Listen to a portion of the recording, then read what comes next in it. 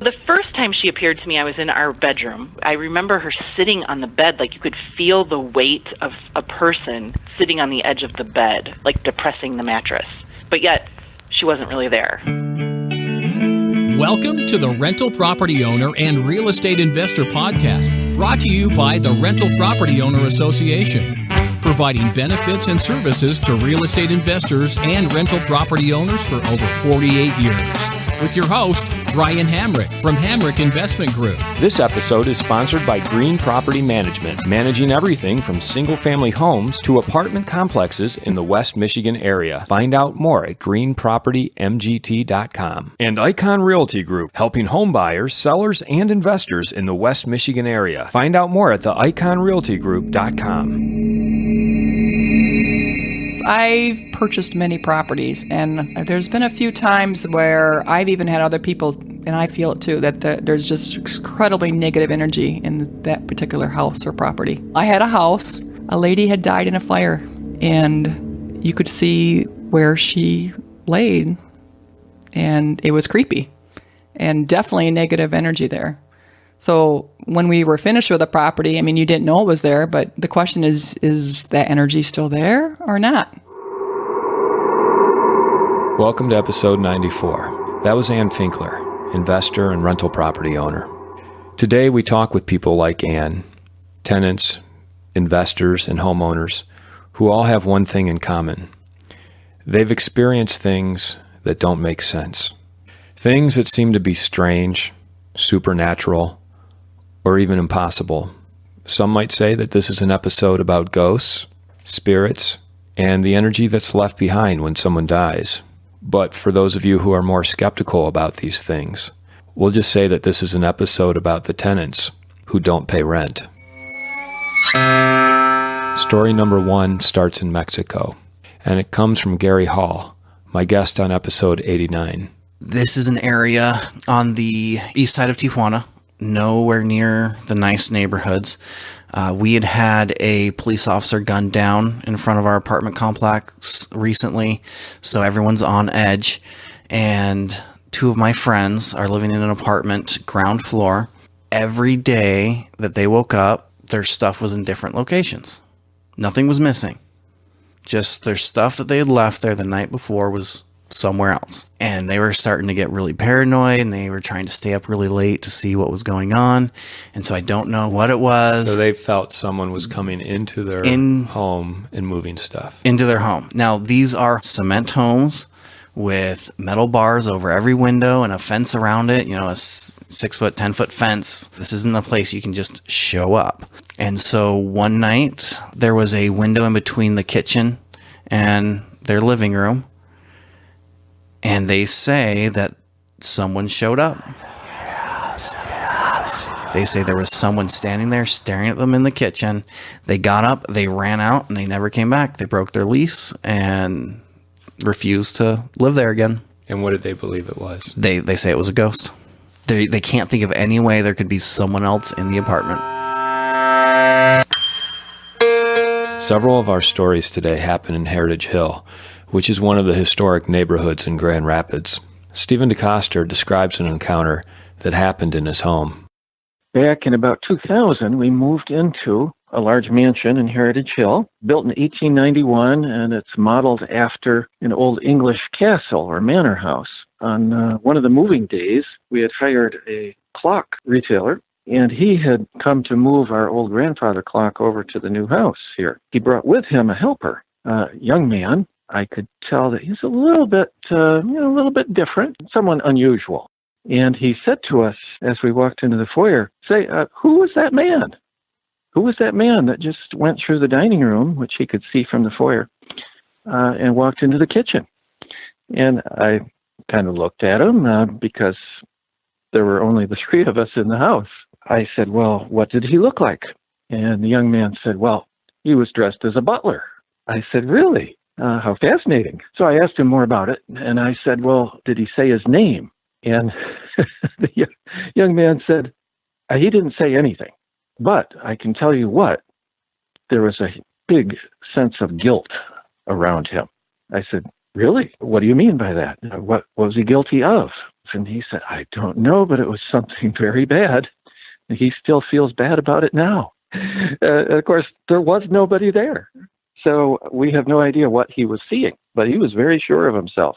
The strange thing about it is that the primary owner of this house through the years was a very wealthy businessman, and he and his wife had a live-in maid and a live-in butler. Stephen and his family never did see the butler themselves or find out what he was guilty of. But they did notice strange things happening in the house, like lights turning off when no one was around. Coming up, what's it like living in a house with a notorious past, especially when things from that past never left?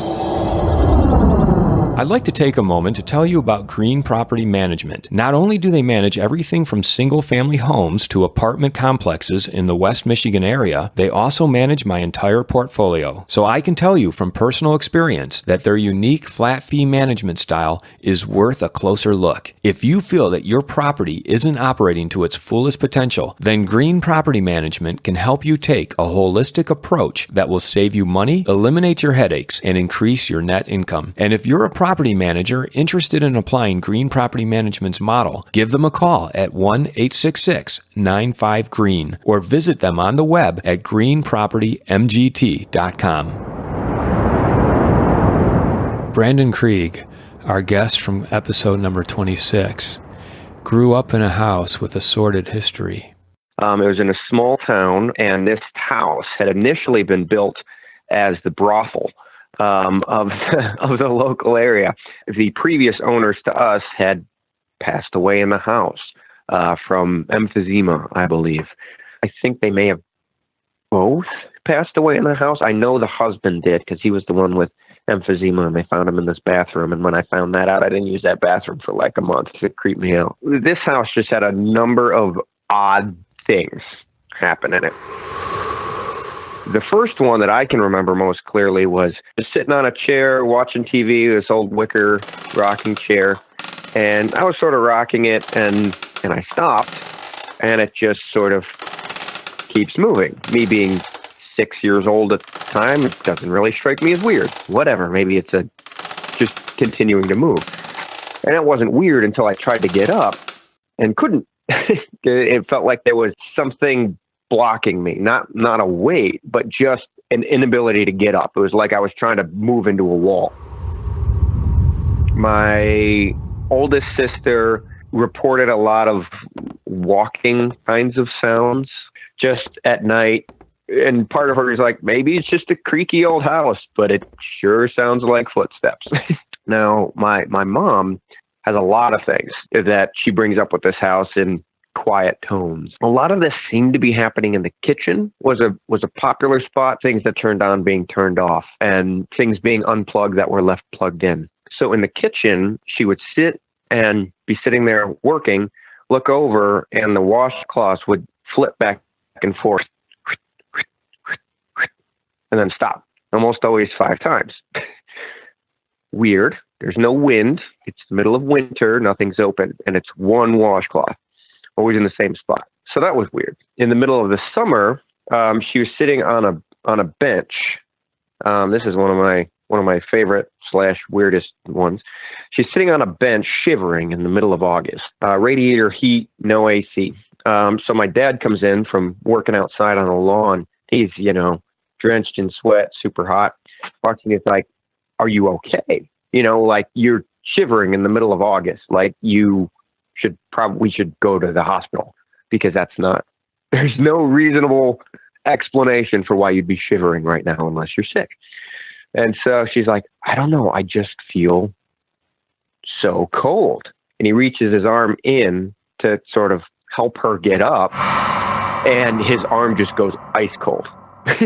when he goes, he pulls it back out, and it's like, okay, I think moving from this spot is a good idea. So he picks her up and moves her out of there, gets her warmed up. And the last sort of really weird one that I remember, anyway, them relaying to me, it's always late at night, about 12:30, and both of my parents would wake up and hear this hacking cough. Just the like getting something out of your lungs kind of cough. And of course, my dad would get up, grab a baseball bat. He was a reserve police officer. So first couple times he grabbed his gun too. Goes downstairs, there's nothing there. And anytime he kind of gets close to the sound, that feels like it's somewhere else. And so eventually he's like, I looked everywhere. There's nothing here. And then it just stops at a certain point. And this happened 4, 5, 6 times over the course of the first couple of years. And eventually my mom was like, okay, this sounds crazy, but literally we're here. We're safe. We're taking good care of your house. Please stop. You're scaring everybody. Like she's like by herself talking to the house, feeling a little bit like a crazy person. And, just spoke really calmly and honestly, and then nothing ever happened again. They left, didn't come back. The pleading and the bargaining is a common theme in homes like this. And sometimes it works, and the noises and the flickering and the mischief stops. But coming up, what happens when your rental property is haunted and your paying tenants accuse you of being the one who's causing the mischief? She said, John, I know you're watching me. I know you're coming in my apartment and moving things and taking things. I'd also like to tell you about Joshua Schaub and his team at Icon Realty Group, a full-service real estate company in the West Michigan area. Joshua has been a guest on this show several times, and he and his team at Icon Realty Group help buyers gain an edge in this competitive market. They assist sellers in getting the best price and terms for their properties, and they work with investors to understand the numbers, neighborhoods, and market forces that will set them up for long-term success. To learn more and get a free, no-obligation consultation, contact Joshua at 616-216-2000 or visit theiconrealtygroup.com. Next up is John Potter from episode 48. John loves investing in historic properties, but sometimes there's more than just history that comes with these homes. My realtor and I were looking at a house, a duplex, just south of Heritage Hill. The house was probably built in about 1895, I think. We had finished downstairs, went upstairs, looking around up there. And while we were looking and talking, both of us clearly heard the downstairs front door open and then close. Then clearly we heard someone walking around downstairs in the lower apartment. It happens fairly often on vacant houses where people walk in, so didn't think anything of it. But after a couple of minutes, I said, I better go down and check, see who's there. Went downstairs, didn't see anybody. Looked around pretty well, and there was nobody there. We kind of talked about it, said, yeah, we both clearly heard it. That's kind of strange. Ended up buying that house. It needed a fair amount of rehab, so I was working on it pretty steadily for a few months. One day when I was there by myself, again, I was working upstairs, and I clearly heard the front door open and close. I heard somebody walking around and got down there as quick as I could and could not find anybody. So now I'm starting to think this is unusual. So we finished up the rehab, got the place rented out. I had a lady that was living upstairs, older lady. I think she was living by herself. She would say to me, kind of complaining that somebody was getting into her apartment and messing with things, moving stuff, taking things. One night, we're sleeping in the middle of the night, phone rings. I did have a company phone that I actually used to answer in the middle of the night, which I don't do that anymore. Answer the phone, and it was her. She was sounding very strange, kind of, I don't know what the best way to describe it, but like definitely in an affected voice, kind of spooky. She said, John, I know you're watching me. I know you're coming in my apartment and moving things and taking things. I want you to know that I know. And she said it slowly and kind of hauntingly, and I go, like, what? I am not going in your apartment and touching anything or moving anything. I remember clearly that phone call was really weird. A little later on, within a year or two, another lady was living upstairs in that apartment, but she started clearly going batty in conversations with her. And I don't remember exactly what her reasoning was for wanting to move, but it was the same sort of thing. Something's not right. Something's going on in this apartment. I need to move out of here. On the day she was moving out, I happened to be driving by. I saw a group of people out on the front porch. We got to talking about why she was moving. One of the young guys that was probably 18 or 20 years old said, yeah, everybody knows this house is haunted. I don't know why she even moved here, but there's something going on in this house and she needs to get out of here. I called a realtor that I knew fairly well. He also had a side business cleaning out homes when they came up for sale. Somehow that house came up. He said that he had actually cleaned that house out when it came up for sale. He said, that there was something clearly bad about that house. He said he heard things. He said every time he was in the house, he had a bad feeling, and he was just completely happy when that job was finished and get out of that house. So at that point, I pretty much came to the conclusion I must own a haunted house. Of course, being a landlord, and I started thinking, for a haunted house, should I raise my rent or something? Is that an attraction now? John hasn't heard any more complaints or accusations from his tenants in the past 10 years, so I guess he won't be able to charge more for renting out his haunted house.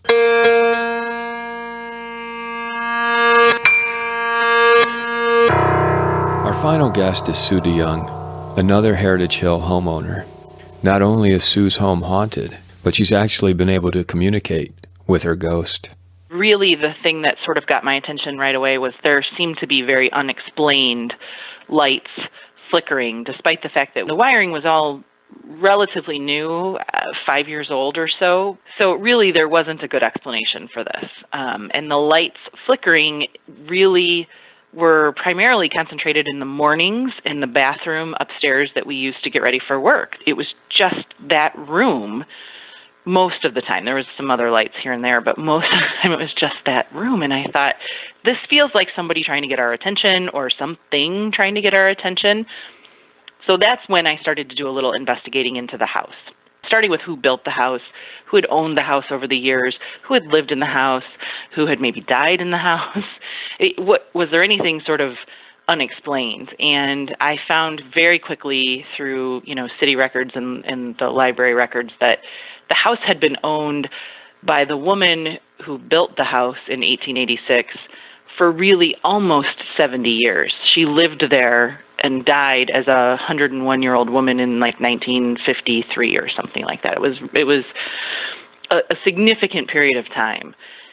And it was easy to find pictures and stories about her and kind of trace her history. And I just sort of had this inkling that this might be who was still really here in the house, because 70 years seemed like a long time to me. And I thought, well, maybe she never left. Maybe this is her legacy. As goofy as it sounds, one morning getting ready for work when the lights were flickering so terribly, I really couldn't even see. It was almost like a strobe light effect. I remember just kind of slamming my hands on the counter in the bathroom and saying, Mrs. Baker, if that's you, we know you're here. And we get it. It's your house. Totally good with that. I am trying to get ready for work so I can go earn money to take care of your house. If you would please stop with the lights, I would appreciate it, and your house would appreciate it. And I kind of left it at that. And I thought to myself, well, this is weird. I should probably not admit that I ever say things like this. But the lights in that bathroom have not flickered since. Not once. We had multiple, young babysitters who would always talk about what they heard over the monitor to our daughter's room upstairs, which we ourselves heard many times. And that was sort of this melodic murmuring or singing that seemed to come from Grace's room. The minute you walked up the stairs and headed towards our daughter's room, it stopped. And you could never catch it in her room. Really was sort of unexplained. But for babysitter purposes, we, of course, were always saying, well, we're really close to the house next door, and there's a lot of interference in the monitors. But it was the same melody over and over and over again. So I am almost certain that that was her singing to our daughter when she was a baby, which would fit with the story of Mrs. Baker, because, as I mentioned, she and her husband didn't have any children who lived. They did have one baby who died at 11 days old and never had any other children. So I always felt like she was there in our daughter's room, sort of watching over her. And then shortly after that, it gets a little bit stranger, because I actually saw her in the house. So the first time she appeared to me, I was in our bedroom upstairs, and I was just waking up. So I wasn't startled. I really honestly thought, like, am I dreaming? It just wasn't alarming at all. I don't know how to describe that except to say that. I thought, like, I was maybe still sleeping. I remember her sitting on the bed, like you could feel the weight of a person sitting on the edge of the bed, like depressing the mattress. It was really bizarre. But yet, like, she wasn't really there. So weird. And I remember kind of thinking to myself, this must be Mrs. Baker. Are you Mrs. Baker? And she nodded her head at me. This, like, I don't know how to describe it. It was like an apparition, but I could kind of see through her. I guess that's an apparition. But this feeling of peace and warmth sort of permeated the room. People often tell stories about cold or feeling uncomfortable. That is not the case. With this particular spirit, she's preceded by this feeling of welcome and calm and warmth, and that is exactly how that moment felt. I remember feeling like not afraid. I knew exactly who it was. She smiled and nodded at me. It was very much a kind of an acknowledgement of, like, you're here. And so I described this to my husband, that I had seen this, and he was extremely skeptical, as a good husband or spouse should be, because at this point I'm starting to sound like a crazy person. But I described what she was wearing, this gray sort of high-necked dress with like a brooch in the middle of her neck, like almost like a cameo, and her hair was pulled back in a bun at the nape of her neck, and no glasses, and she had this sort of faint smile on her face.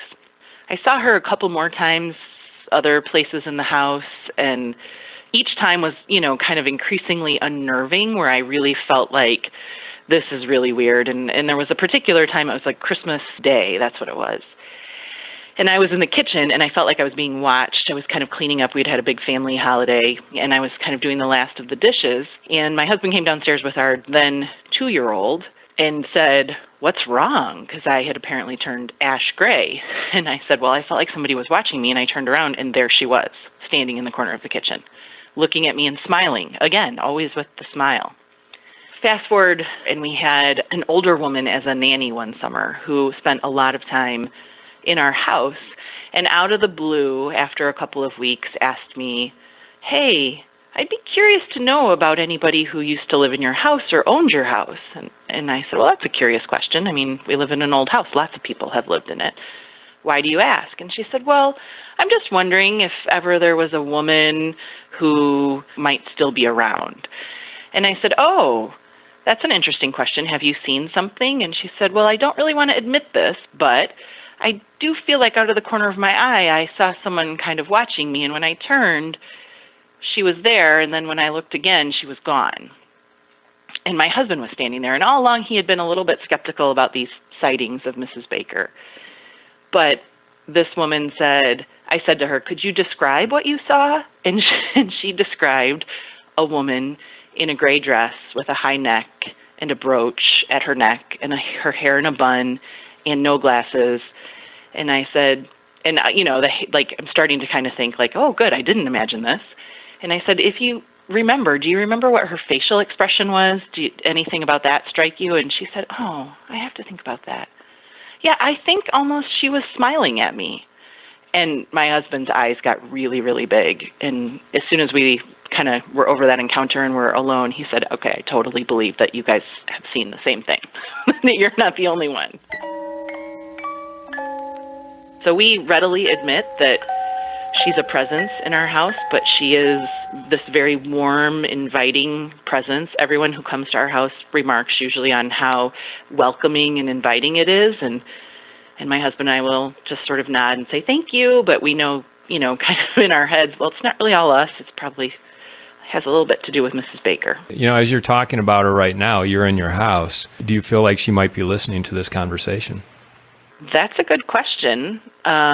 No, I don't actually, which is weird. But I do get the feeling that she's there sometimes. It's that sort of a little bit uneasy, like you feel like you're being watched. And I do feel that quite often, but I don't feel that way right now. I'd like to thank our guests today for sharing their stories with us. Even though the tenants that haunt their homes don't pay rent, there's no doubt they've left us with a lot more in value than just money. The end of that story is we've been able to uncover where she was buried, which is right here in town in Oak Hill Cemetery. She and her husband and their little baby, Emily, who lived 11 days, are all buried together. And every year on the anniversary of her birthday, which is July the 7th, we pick flowers from our gardens. We cut a bouquet of flowers and tie it with a ribbon and take it to her grave and say thank you for building such a great house that we now get to love and live in and enjoy.